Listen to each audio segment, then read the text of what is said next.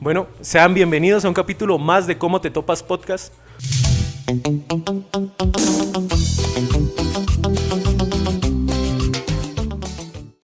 Hoy estaremos hablando de resiliencia con un invitado muy especial, con una historia de vida que en verdad me parece de las más interesantes que hay aquí en Boyacá y, por qué no, en toda Colombia.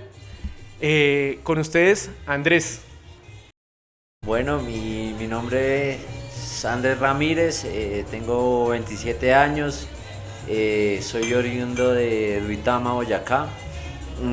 Tengo pues un pregrado en diseño industrial y pues soy candidato a magíster en metalurgia y ciencia de los materiales. Bueno, Andrés, y también amante de los deportes extremos, ¿no? Un poquito. Me gusta la aventura, un poquito la locura, la adrenalina. Y pues ha sido parte de mí por lo menos hace unos 15 años la adrenalina y los deportes extremos en mi vida. Oiga, usted me contaba, ahorita que hablábamos un poco de skateboard, longboard, surf, escalada, parapentismo, downhill. No sé si Boyacá a veces es una cultura muy cerrada, pero no mucha gente practica esto. Es más, aquí en Duitama se volvió de moda fue porque abrieron lo del skate, se volvió de moda porque abrieron El skate park. Entonces, ¿cómo termina practicando esto? ¿O qué? ¿O ya tenía en la mentalidad esto desde pequeño? Bueno, yo pues realmente sí estos deportes de pronto han sido traídos de otros países y pues el skateboard siempre ha sido un poquito satanizado porque es un deporte de calle, ¿no? Entonces realmente había una cultura bastante amplia, eso del 2010, del 2009-2010, donde habían bastante chicos que seguían este deporte. Sin embargo, lo que no había era visualización tal vez en Duitama porque no había espacios donde se reconociera pues el talento. Ahorita pues hay unos chicos que son muy tesos y han tenido una buena trayectoria y bueno, ya ahorita con el skate reconocido como olímpico pues tiene más visibilidad aún. Entonces bueno, ahí empiezo mi recorrido en los deportes extremos. Ya paso a pues tener un poquito más de recursos y comprar mi tabla de longboard y practicar downhill en las montañas de Duitama, de Santa Rosa, de Gámeza, donde hay unas buenas vías para practicar este deporte, aunque de pronto no pues es vías autorizadas para practicarlo y de pronto con el riesgo del tráfico y eso, pero pues bueno, eso es de pronto a veces lo que a uno lo llena. ¿Qué le decía a su familia? Porque usted bien decía, esto es un deporte que está estigmatizado acá, ¿no? Por el mismo tema de ser de calle, el deporte termina siendo un deporte estigmatizado, de todo eso. ¿Cómo lo veía su familia? ¿O qué le decía? ¿O tenía apoyo? ¿Sí? Realmente sí tenía apoyo, aunque por ejemplo mi mamá nunca me acompañó a un evento porque le daba miedo verme haciendo pues piruetas, saltando y todo eso. Lo mismo en los otros deportes. Sin embargo, cuando podía ella me colaboraba para comprar mi indumentaria, mis tablas, etcétera. Entonces sí tenía bastante apoyo. Además que pues yo era adolescente y pues también me generó bastante independencia poder viajar entre ciudades para poder asistir a los concursos. Entonces el permiso, claro, con el permiso de mi familia, yo asistí a todos estos eventos, ¿sí? Y bueno, fue una experiencia muy grata y le debo mucho al skate, lo que soy hoy en día y digamos el rumbo de mi vida, gracias a tener que enfrentar bastantes situaciones en calle, enfrentarse a señores de pronto que no les que les disgustaba que patinara uno en el andén. ¿Alguna vez agarró con alguien por patinar en los Libertadores. Una vez nos persiguió la policía, así que recuerde, y otra, me echaron agua, me lavaron, me echaron un baldado de agua en un andén por el barrio Boyacá. por estar notando. Sí, ¿Sí? sí. Le rayaba el andén a la gente, no. Fíjense que o sea, nosotros teníamos rutas buscando andenes altos, etcétera, y en ese momento no estábamos montando en ese andén, solamente pasando por ahí y nos echaron agua. La señora les vio la intención de que Era alguien de un supermercado. ya los tenía pillados. ¿Y cómo va este salto del snowboard a la escalada y el parapentismo? Bueno, Porque son dos cosas diferentes, ¿no? sí, son habilidades y, digamos, disciplinas muy diferentes. Yo lo conozco gracias a un amigo de la universidad, la escalada, en Roca, en Gámeza, en Puente Reyes, en la Peña de las Águilas. Y es algo que conecta, ¿no? De una conecta, y pues más cuando hay un interés por la adrenalina y te enfrentas a que tu cuerpo te permite llegar a los límites para poder subir una montaña, para escalar una roca y llegar pues al punto máximo donde, digamos, el nivel de satisfacción es máximo, porque es muy físico, además tienes la adrenalina y el miedo a las alturas, que pues realmente es natural. O sea, que yo escale no quiere decir que no le tenga miedo a las alturas, al contrario, el miedo me hace subir. Sí, Entonces, siempre sintió el miedo, porque claro. O sea, yo pienso que alguien que se dedique a escalar o a estas cosas como que siempre pierde como ese miedo, ¿no? Pero el miedo termina siendo un impulso. El miedo está ahí, y yo siento que es más del control de emociones para poder que tu cuerpo no reaccione a ese miedo tan drásticamente como algunas personas que se bloquean ante este tipo de situaciones. Y bueno, entonces conozco la escalada por unos amigos en la universidad. Sin embargo, el parapente para mí fue algo de mucho más atrás del skate, porque donde vivo yo había un señor que practicaba parapente, fue de los pioneros en practicar parapente en Boyacá. Yo tenía 6 años y él sacaba al parque la vela a extenderla, y pues yo empecé a tener contactos con él. Él era el papá de un amigo que compartimos infancia. Posteriormente otro compañero empezó a practicar parapente, y empecé a asistir mucho más frecuente a los sitios de despegue y a entender un poco la dinámica. Y ya cuando, bueno, el parapente estos deportes de verdad que no son nada económicos, pero el parapente pues tiene un factor económico para la compra del equipo y todo eso. Bastante costoso. Entonces, cuando pude adquirir un equipo de estos, empecé a motivarme. Además que este señor, días antes de que muriera, me incentivó y me motivó y me estableció que yo debía haber volado ya hace mucho tiempo, porque yo ya tenía bastante conocimiento sobre el tema. O sea que este gusto viene desde pequeño, ¿sí? Sí, y el gusto a la adrenalina. Sí, de por sí desde pequeño yo era bastante creativo y curioso por saltar en bicicleta, por crear como dificultad en patinetas, cuando uno empezaba como a tener las patinetas pues de Navidad y todo eso.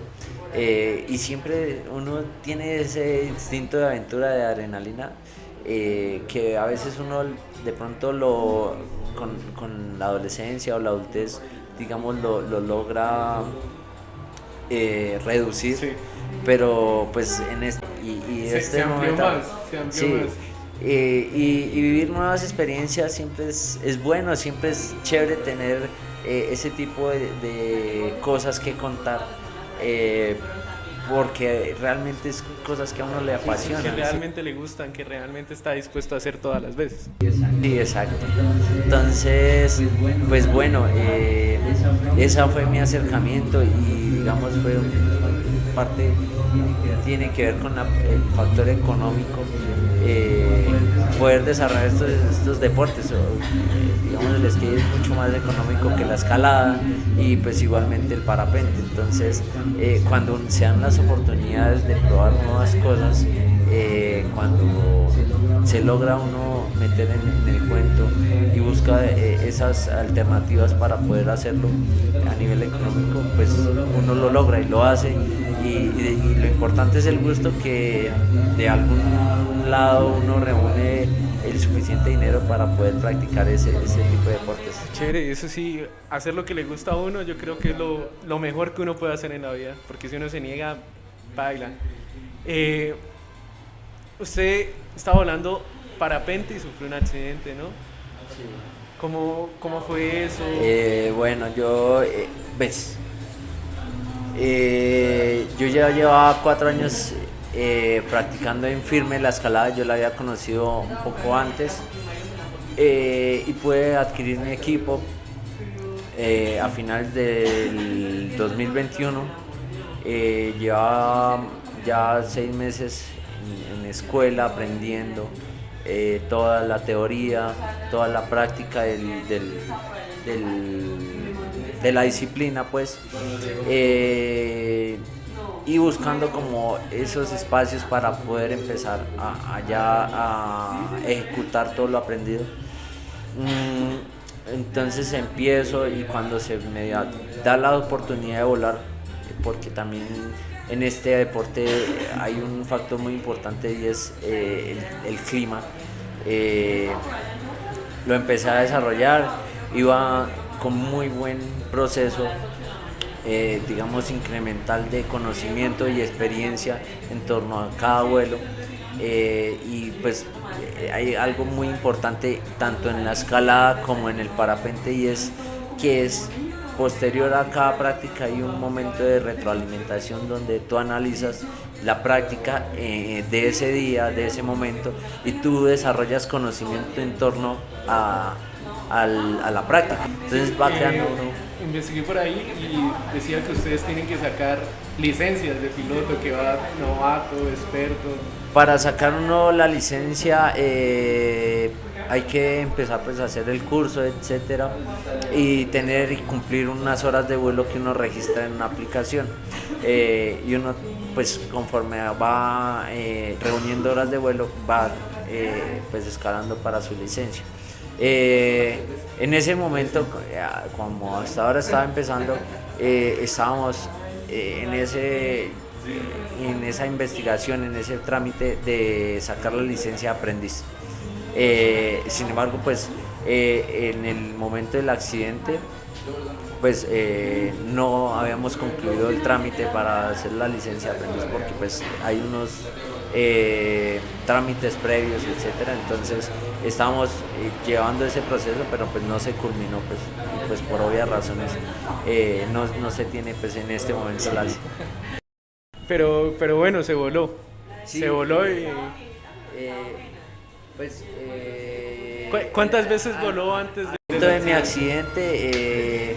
Tenía 8 vuelos, y todos habían salido perfecto y habían tenido pues condiciones ideales, porque dentro de la teoría uno tiene que analizar a nivel meteorológico el clima, cómo están las nubes, uno aprende sobre los tipos de nubes, cómo se comporta el viento, lee los ciclos del viento. Bueno, entonces empieza a analizar como previo antes de volar si la condición está apta para desarrollar el vuelo, ¿no? Que en parte fue, digamos, algo de lo que sucedió y que nadie puede identificar, digamos, cierta condición específica en cierto punto específico en donde me creó pues la circunstancia difícil donde pues, se desarrolló como tal el accidente. O sea, ese día no había condiciones de vuelo de novedad o algo así, no había nada que dijera, no se Ese puede volar. día las condiciones estaban muy buenas, el día de mi accidente. Sin embargo, hay un punto en específico del despegue donde la carretera y la condición geográfica crea pues una cierta condición específica en ese punto que tiene que ver con un viento con un aire caliente que crea una corriente térmica y que puede estrellar con una cierta corriente, con una cierta parte donde la geografía y el terreno es diferente a lo regular en el voladero, entonces creó como un microclima en una parte específica que de pronto nadie había reportado. Entonces, bueno, despego yo y me toca a mí afrontar esa situación. Yo en ese punto era la persona que más novata del club de parapentismo y pues me tocó enfrentarla. Sin embargo, siguiendo pues todo el protocolo que uno pues va construyendo según la experiencia de los demás y los consejos de los demás, digamos la situación que me perjudica fue que no anticipé una autorrotación en el que entró la vela y me dejó o sea, mirando hacia el despegue como tal, y pues ya con un aterrizaje pues No, pero al inminente. final cuentas bien el aterrizaje. Yo sí le quiero preguntar, uno que, o sea, ¿qué le pasa por la mente a uno? Porque usted dice, había un protocolo, habían unas cosas, ¿uno sí se logra concentrar en el protocolo o ya es más por instinto? Yo pienso que cada persona es diferente, pero para poder practicar estos deportes, pues uno tiene que tener de pronto siempre un desarrollo del control de emociones, como le decía en la escalada o en cualquier deporte de extremo, y es controlar esas emociones para hacer lo mejor posible en el momento indicado. Por eso, en el momento en el que se desarrolló la emergencia como tal, pues nada, por la mente no estaba pasando nada más que controlar bien la vela, tratar de solucionar hasta el último momento, hasta el momento del impacto, qué se podía realizar con la vela para mejorar como tal de pronto el impacto y minimizar, digamos, el daño en el impacto, ¿sí? Entonces, pues nada, como tal, en el momento de emergencia, como tal, la mente está muy concentrada. Posterior al momento del impacto, sí, la mente empieza a tener desespero, a crear, digamos, A sobrepensar las cosas, ¿sí? empieza uno Maquinar muchas cosas que aún no han sucedido. a montarse en películas, en eventos, a tener desespero, en una incertidumbre de no saber qué pasó en el cuerpo de uno y cuáles son las consecuencias. Entonces empieza uno a tener desespero como tal, ansiedad, un montón de emociones que frustración. En el momento del accidente no quiere saber qué fue lo que salió mal, Claro, si uno tuvo que ver o cuáles fueron las condiciones que usted muy bien lo mencionaba. ¿Qué dio a ese suceso? ¿Qué hizo que se estrellara o que tuviera ese aterrizaje? Exactamente, entonces ya posterior a eso sí empieza uno a pensar diferente. Pero durante la emergencia yo creo que la adrenalina lo tiene uno concentrado en cuál va a ser la mejor opción de hacer. Bueno, usted va, aterriza forzosamente y usted impacta, ¿sí? ¿Fue un impacto o un aterrizaje forzoso? No, pues realmente que pues fue un aterrizaje forzoso con impacto alto. Inminente, un impacto inminente. Sí, cuando salgo yo de la autorrotación, la vela se desarma, caigo más o menos de 15 a 20 metros, según los testigos que estaban mirando el suceso. Y además la vela intenta abrirse, pero para eso ella acelera. Entonces tengo el factor de la caída, de la pérdida de altura y el factor de aceleración En caída, la gravedad. Sí. Pero ¿usted logra estar consciente o cae y se desmaya? Hasta el momento en que me hicieron la cirugía, donde me restablecieron las vértebras, estuve totalmente consciente con mis 5 sentidos. Bueno, la sensibilidad de mis piernas estaba bastante comprometida, pero cognitivamente yo estaba súper lúcido. Y bueno, en parte fui el que ayudó a coordinar por medio de algunos amigos cómo iba a ser el manejo de la emergencia, hacia dónde íbamos a ir, mi cédula, coger mi celular, desbloquearlo, llamar a la ambulancia, llamar a mis amigos.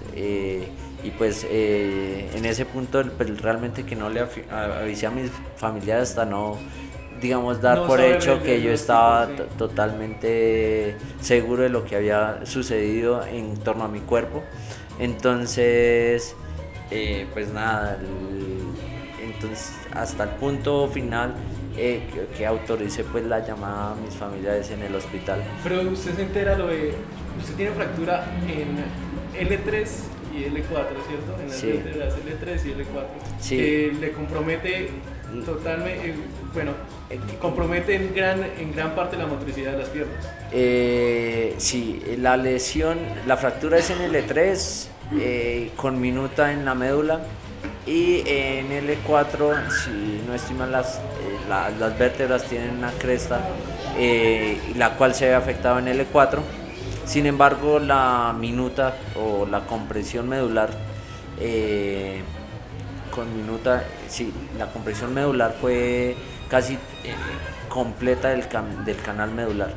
Entonces, pues digamos eso genera un pronóstico bastante complejo a nivel médico, porque pues genera que de por sí ya sé por casi seguro que la pérdida y el parálisis de los miembros inferiores va a ser prácticamente definitiva. Por lo tanto, pues el diagnóstico es que uno queda en silla de ruedas y que posiblemente no vuelve a caminar. Sí, uno ¿qué piensa en ese momento? O sea, no sé, usted pone una pregunta muy estúpida, muy boba, porque, o sea, uno por ahí afronta, o sea, desde mi parte yo diría, marica, no, o sea, la parte emocional juega un punto muy clave, como, marica, me va a pasar esto, no puedo volver a caminar. O sea, usted habla de una parte muy técnica, de muy instintiva, que era poder aterrizar de la mejor forma como se dio el suceso. Pero ya en esa parte, y en esa parte del traslado al hospital, de que le dan el diagnóstico y todo, o sea, uno ya ahí tiene tiempo para pensar, porque digamos que relativamente ya está a salvo. Entonces uno empieza a sobrepensar cómo va esa parte emocional ahí. ¿Qué pasa? Primero a mí las noticias se la dan de que yo tal vez no vuelva a caminar a mis familiares. Sin embargo, previo a la cirugía, intento de una. Lo que empiezo es intentar a mover las piernas. Cuando ya me dan los antiinflamatorios que reduce un poquito la inflamación de la médula y empieza a desbloquear el paso de conducción nerviosa a las piernas, empiezo desde antes de la cirugía a tratar de mover mis piernas, a tratar de incentivar todo el estímulo nervioso desde mi cabeza, Y ya cuando en cierto punto el antiinflamatorio hace efecto, llamo a una doctora y le digo, Doc, mira, ya estoy tratando de mover las piernas. Entonces en ese momento acelera un poquito el proceso de atender rápido la cirugía, de hacer lo más rápido posible para que, digamos, el efecto o el daño no fuera mayor. Entonces, pero sin embargo, pues es que las imágenes de rayos X mostraban algo realmente que ningún médico en este momento cree la condición en la que estoy, precisamente por lo contundente que fue la lesión como tal. Entonces, pues nada, yo en el momento cero lo tomo de la mejor manera porque además mis papás llegaron muy afectados en el hospital y lo mínimo que yo podía hacer como responsable de mis actos era ser fuerte y transmitir esa fortaleza ante ellos, pero pues siempre estuvo siempre por delante mis ganas de vivir y más mis ganas de lo que me ha hecho falta por vivir, de las aventuras que me hacen falta por vivir aún, y eso ha sido como un motor importante porque digamos, para mí la vida va más allá de estar digamos, con vida, sino llenar de experiencias y anécdotas que usted pueda contar. Ha sido como el motor de mi rehabilitación, porque realmente yo quiero quedar tal vez a mi 100% para poder a volver a mis aventuras y decir pude volver. No. Esto ya es una anécdota. No de lograr rehabilitarme, sino de contar más aventuras. Yo quiero conocer muchos países, quiero tener desarrollos laborales profesionales, y quiero seguir con, de pronto en cierto caso, deportes que yo pueda practicar, pero contar como esas historias y esas anécdotas que, por ejemplo, con el skate muchas veces uno cuenta, se acuerda cuando me mojaron, ¿sí? Son cosas que no lo vive uno si uno está encerrado en la casa, si uno está en una cama, y pues realmente que a mí me gusta salir a vivir la vida, y eso me ha mantenido y ha sido el motor realmente en mi rehabilitación. Pues también que en parte el conocimiento que yo tengo gracias a mi carrera y a mi empeño laboral, de mi desarrollo laboral, facilitaron en parte varias... Usted me comentaba una cosa, usted es diseñador industrial, ¿no? Me comentaba una cosa muy interesante, y es que como diseñador empezó a ver la forma de cómo poder solucionar o mejorar la rehabilitación de la lesión que tuvo, ¿sí? En el momento que yo, pues mi fisioterapeuta, que ha estado desde el momento cero con mi proceso de rehabilitación, ella es mucho más bajita que yo y es delgadita. Eso le crea a uno pues cierta desconfianza, ciertos miedos de caerse y volver de pronto a retroceder en el proceso o dañar de pronto la cirugía. Entonces, pues nada, en ese punto yo empiezo a mirar una alternativa donde yo pueda hacer práctica de la marcha como tal, de aprender a caminar de nuevo sin tener el riesgo de caída, de pronto como inspirado en El Caminador de un bebé, donde empiezan todo su proceso para volver, para aprender. Y yo empiezo a mirar alternativas, cómo puedo yo con los materiales, la industria de la región, del municipio, qué puedo generar para que me logre eso. También con el conocimiento de escalada y de equipos de alturas, reviso que es muy viable crear un riel con un arnés que me soporte y me dé suspensión y yo poder descargar fuerza cuando me sienta cansado en el arnés o etcétera, cuando yo me empiezo a parar. Y pues en ese punto probamos con un arnés de alturas, de trabajo en alturas, que es de cuerpo completo. Me cuelgo a la cancha a una cancha de micro, y todo sale bien y digo, esto va a ser muy viable, pero ahora necesito que el desplazamiento sea fluido para que me dé esa libertad de movimiento y dependa de menos personas y facilite ese proceso no solo a mí, sino a la persona que me está ayudando. Entonces nace el riel, un riel que es realmente un riel de puerta industrial, que yo logro adaptar con un carro metálico y unas platinas a la cancha de microfútbol, y utilizo pues esa estructura. Luego lo probamos con mi fisio, aunque mi fisio realmente en ese momento dudaba bastante de pues ese desarrollo que en ese momento concebí, pero pues yo estaba muy seguro de lo que yo hacía, porque yo además metalmecánico. Vamos a hacer una pausa y aprovechamos para ver a los patrocinadores, que es aquí mi shot, aquí empieza la noche, no sé si ya conocía, pero sí, ¿qué tal le ha parecido el cóctel? por acá estamos degustando uno de sus productos. Para los que no saben, yo no consumo alcohol por el tema de mi rehabilitación, porque a recomendación médica, mis medicamentos y todo eso, pues no consumo alcohol. Me estoy degustando un cóctel sin alcohol muy rico y con un ambiente súper cálido, que muy chévere para conversar con Sebastián. No, me alegra. Yo le quería preguntar, ¿usted sabe cuál es el significado de la palabra resiliencia?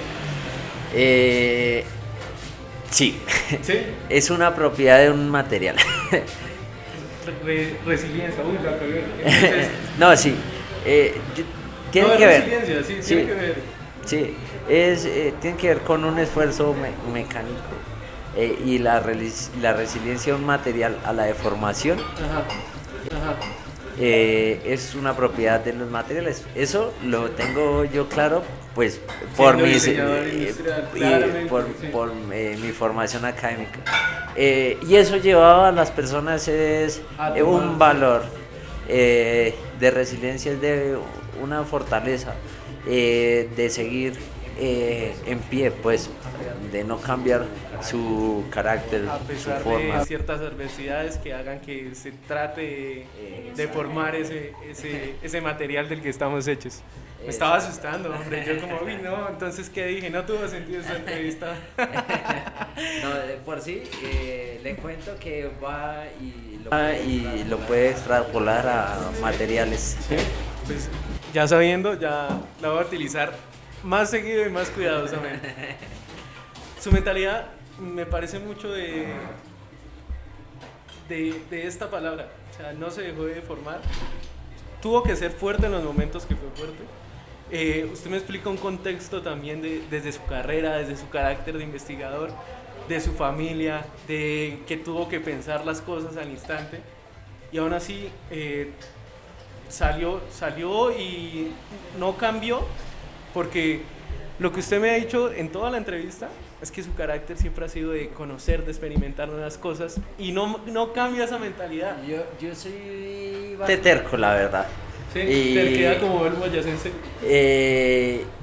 Y sin embargo, a mí me gusta no tener una opinión fija, porque cuando uno argumenta y debate, surgen ideas, y lo aprendí también con mi carrera, aprender a recibir críticas, aprender a recibir sugerencias, pero también aprendí a tener carácter y criterio en la toma de decisiones. Entonces, eso es muy importante porque pues usted tiene la terquedad de decirle a su oficio, yo voy a crear un riel para hacer, y tener la terquedad y la convicción de que le va a funcionar y que va a cumplir su función, aunque ella tenga miedo, ¿sí? Pero si ella dice, este riel puede ir con este aditamiento que nos va a mejorar la postura por tal y tal, poder llegar a recibir una crítica, una opinión, y enhorabuena, acogerla para mejorar, sí, estos, modificar y mejorar. Exacto, y tiene que ver mucho con eso. Nosotros con la fisio hemos llegado a un acuerdo, y es que el conocimiento no es absoluto y que el conocimiento es una construcción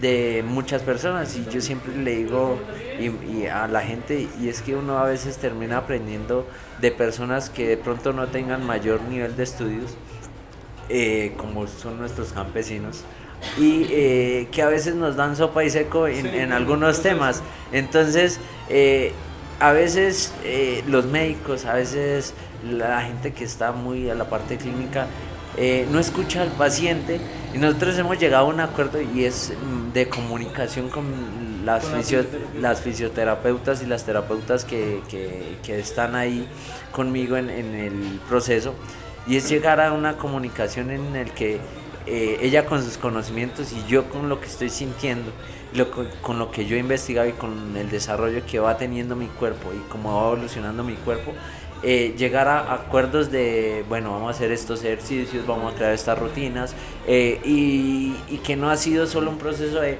usted tiene que hacer esto dictatorial de la fisio, usted me hace estos ejercicios, sino yo propongo alternativas. Mira, ¿qué te parece este ejercicio? ¿Qué tal si hacemos esta rutina? ¿Qué tal si hacemos esto nuevo? No sé si entonces, no se sesga tener la razón, porque ella es la que más sabe. Entonces siempre llegamos, y como así en el parapente y como en la escalada, llegamos a decir, mira, este ejercicio me está afectando esto lo estoy sintiendo tal, este músculo, ¿cómo se llama? ¿Cómo lo puedo ejercitar?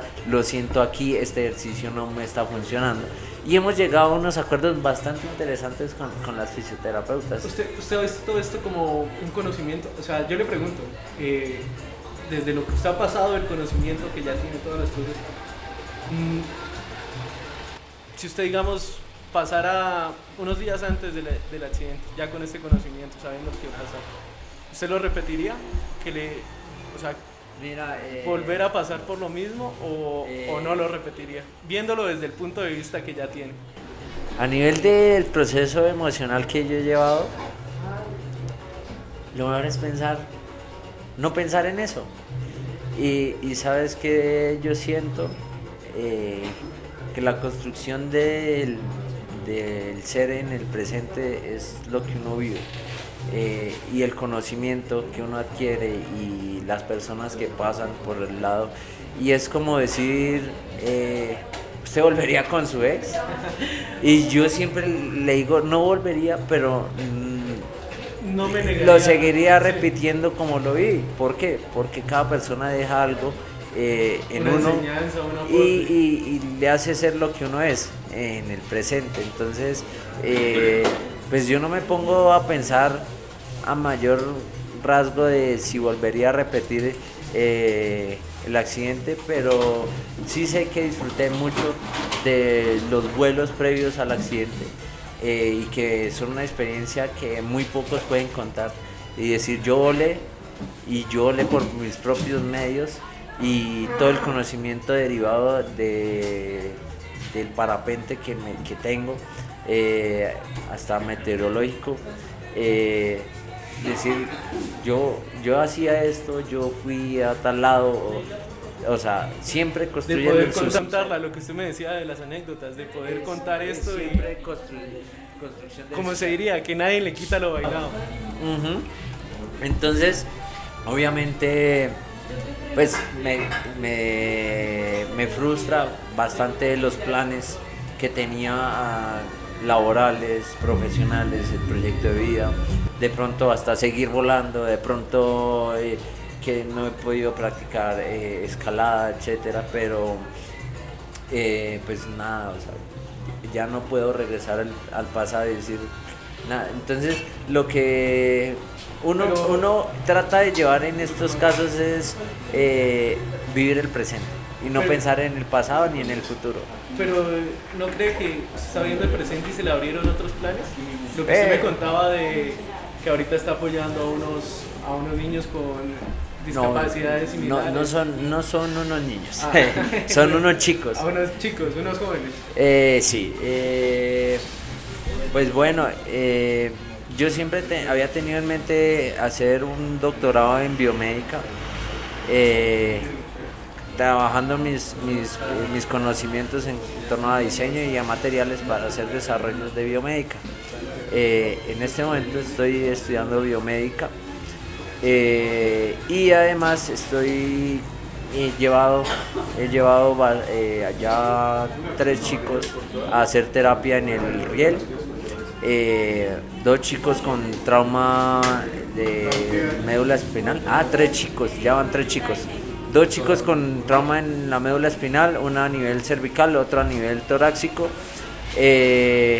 Ahorita estoy muy de cerca con un chico que tiene un trauma craneoencefálico severo, que esta condición es bastante más grave que una lesión medular.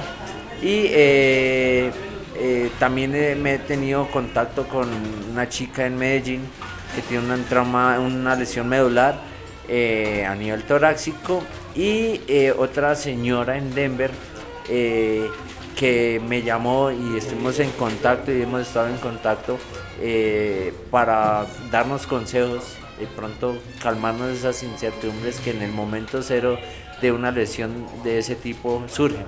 Entonces pues nada, que lo bonito de este proceso, pues realmente que me ha llenado bastante, es poder darle ese camino de pronto a seguir o a imitar con chicos que de pronto les dijeron que no volvían a caminar o que de pronto no están motivados a tener un proceso de rehabilitación, porque sin embargo a pesar si de pronto no volvemos a caminar porque las estadísticas están en contra de nosotros, hacer todo el esfuerzo y seguir adelante en un proceso de rehabilitación lo que va a generar siempre va a ser mejorar la calidad de vida de una persona con discapacidad, ¿sí?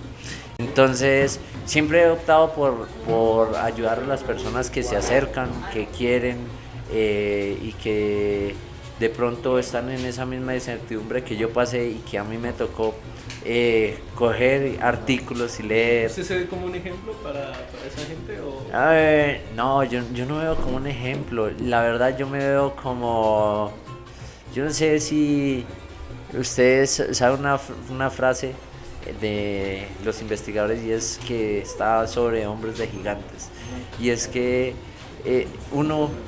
Primero, no arranca de cero, el conocimiento, ya hay conocimiento prestado, y que uno aporta un granito de arena en el conocimiento. Entonces, como todos, yo tengo un montón de defectos y trato de reconocerlos y de establecer qué defectos y qué puedo cambiar en mí y tratar de ser mejor en varias dimensiones humanas. Sin embargo, pues yo no me creo un ejemplo de vida. Yo más bien creo que es un poco de conocimiento en torno a las condiciones que yo estoy viviendo, y que le puedo aportar algo de conocimiento a las demás personas para llevar sus procesos. ¿Por qué? Porque puede que funcionen, puede que no. Y bueno, o sea, de pronto a nivel emocional cada persona es diferente, ¿sí? Y cada persona ha tenido un pasado que lo ha formado, y que si de pronto le pasó algo y de pronto no tuvo la suficiente madurez emocional, porque de pronto un entorno laboral, salir del país, tener amigos X o Y, o tener una condición privilegiada económica o no.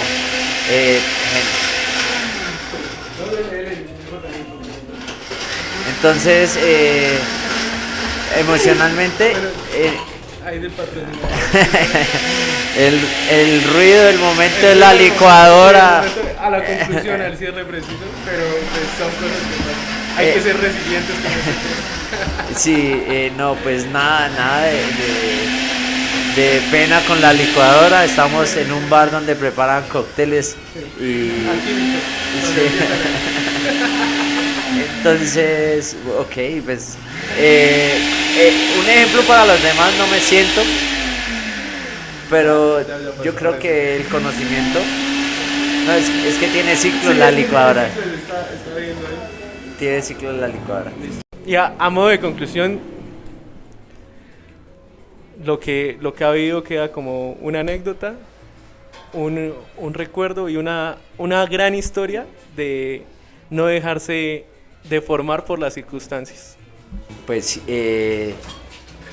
yo creo que todavía no es anécdota, todavía no es historia, es una realidad que estoy viviendo y que no se ha culminado todavía, y espero que así tarde culmine en mi 100% de mi ritmo de vida, de tener la condición física para tener mi ritmo de vida que yo llevaba previo al accidente.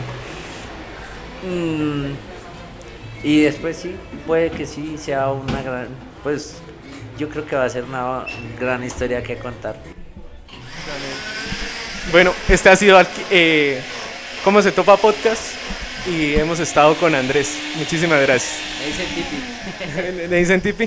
Sí. Hemos estado con Tipi y con la licuadora de Alchemy Shop. En Alchemy Shop. Listo, gracias. Gracias. No.